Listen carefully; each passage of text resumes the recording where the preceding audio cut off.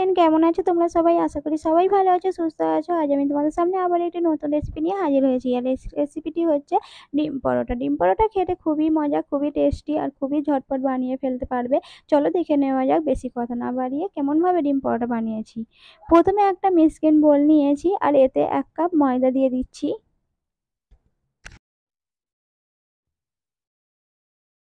এবার দিয়ে দিচ্ছি স্বাদ মতো লবণ আর 1 চামচ সয়াবিন তেল। সব উপকরণগুলো ভালোভাবে মাখিয়ে নেব।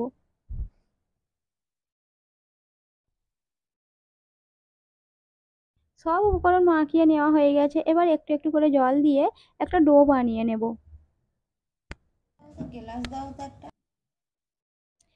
দেখো একটা ডো বানিয়ে নিয়েছি।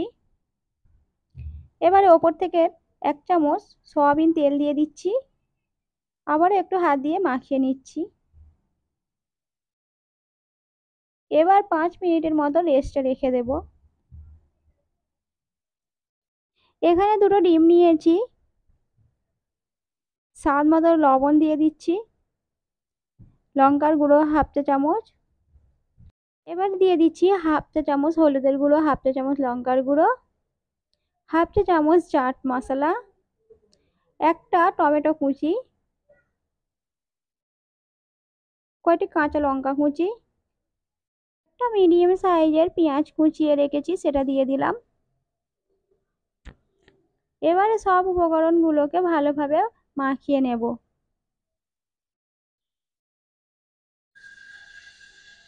মাখানো হয়ে গেছে। এবার এখানে একটা কড়া নিয়েছি, কড়াই একটু সরষের তেল দিয়ে দিচ্ছি। এবার ডিমটাকে আমি ফ্রাই করে নেব, হালকা আঁচে ফ্রাই করে নেব।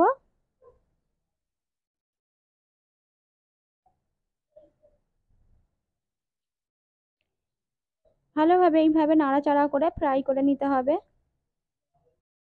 ময়দা রেস্টে রাখা ছিল, সফট হয়ে গেছে অনেকটাই। হাত দিয়ে ভালোভাবে একটু মাখিয়ে নিয়েছি। এবার একটা শক্ত বোর্ডের ওপরে রেখে একটা বড় রুটির মতো বেলে নেব।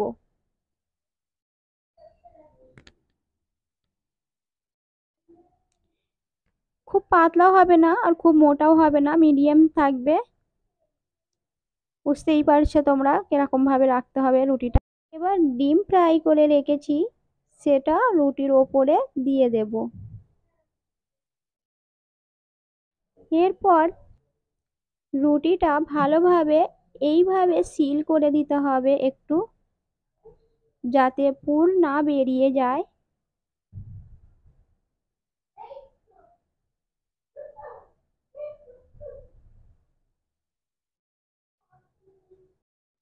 এইভাবে ঘুরিয়ে ঘুরিয়ে হাত দিয়ে চেপে দিতে হবে, না হলে পুর বেরিয়ে পড়ার সম্ভাবনা থাকবে।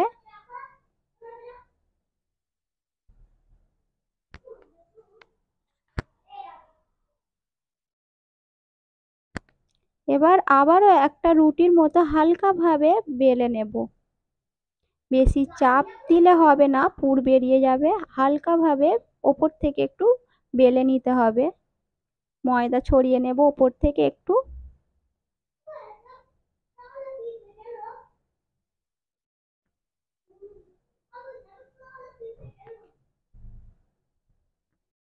এরপর এখানে তাসা বসিয়েছি, তাসার ওপরে রুটিটা দিয়ে দিচ্ছি। চুলোর আঁচটা কিন্তু কমিয়ে রাখতে হবে, না হলে ভিতরে কাঁচা রয়ে যাবে আর ওপরে ভাজা হয়ে যাবে, খেতে ভালো লাগবে না। ওপর থেকে একটু সাদা তেল দিয়ে দিলাম। এপিট ওপিট করে উল্টে পাল্টে ভালোভাবে লাল লাল করে ভেজে নিয়েছি। দেখো কতটা সুন্দর হয়ে গেছে, তোমাদেরকে পরিবেশন করে দেখাচ্ছি। দেখো সহজেই ডিম পরোটা বানানো হয়ে গেছে। তোমরা বাড়িতে ট্রাই করো, খুবই ভালো লাগবে। আর আশা করছি আজকের ভিডিও তোমাদের কাছে খুবই ভালো লেগেছে। লাইক কমেন্ট সাবস্ক্রাইব করে দেবে বন্ধুরা। আর আজকের মতো ভিডিও এখানেই শেষ করলাম। সবাইকে ধন্যবাদ।